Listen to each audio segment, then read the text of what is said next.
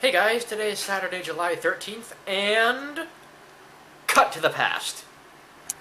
Last week, my father picked me up in Gettysburg and took me to Connecticut. Or, well, commentary on the past. Not the past, a commentary on it. Patiently, stop with the camera! What are you doing? I'm just getting some roadside footage. What are you doing? Getting some roadside footage. Why don't you get roadside footage where it's worth it? There, That's green right there. I visited with family members that I have not seen since December.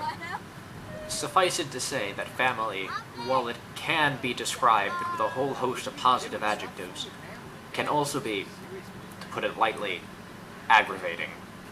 That aside, on the first day of my trip, the 4th, my father took his girlfriend and me on a scenic tour of Fairfield County. Well, not really. We just happened to be in the car during the hours in which he was scheduled to pick up fireworks from associates who, like him, boldly hide in plain sight. But more about that later. Despite the festivities of the 4th, and despite my grandparents' anniversary on the 5th, and despite the 7 months that have passed, Sandy Hook pervaded the weekend like a plague everywhere I went. Unlike us, who live far, far away in the farmlands of Pennsylvania, the people of Fairfield County cannot escape the memory of hearing that a gunman slaughtered the innocents of a postcard-perfect New England town. Conversations about the culpability of Lanza's mother, and about mental health, and about how dangerous psycho people are, I wish I was exaggerating there and not quoting, abounded at the second party I attended on the 4th. On a side table that stands just beyond the entrance to her living room, my aunt has placed a picture of herself standing with the class that replaced the one that she lost.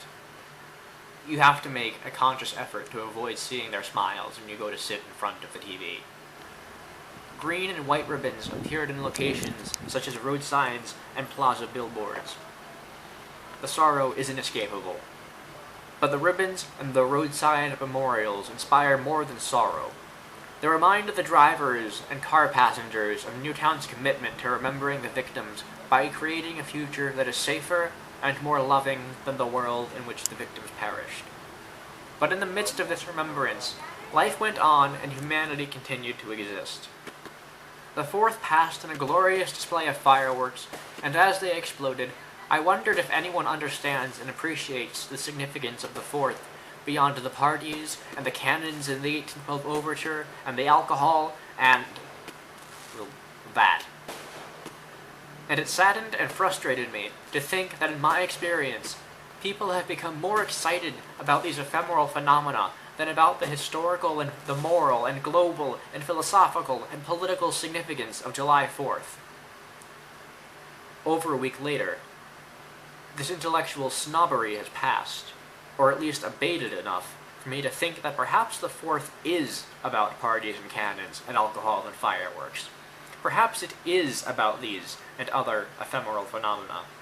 After all, we did not declare independence from Great Britain. The Americans of 1776 did. And what's the sense in focusing on a people that died centuries ago? That's not to discredit their accomplishments, or the aforementioned cerebral aspects of the holiday. They are important, but they do not comprise the entirety of existence. Life is an endless series of little moments that happen only once. And holidays, like the 4th, give us an opportunity to enjoy these little moments together, and, in doing so, relieve the pain that is our birthright. On a different note, well, before I get to that, to give you some perspective on how long it took me to make this video, it was light out, like the sky was blue when I started, and now it is pitch black. So yeah, that aside, Gettysburg is a wonderful place for people to gather and read poetry under the stars and underneath trees. And seeing as all of us are members of a group that likes to read poetry,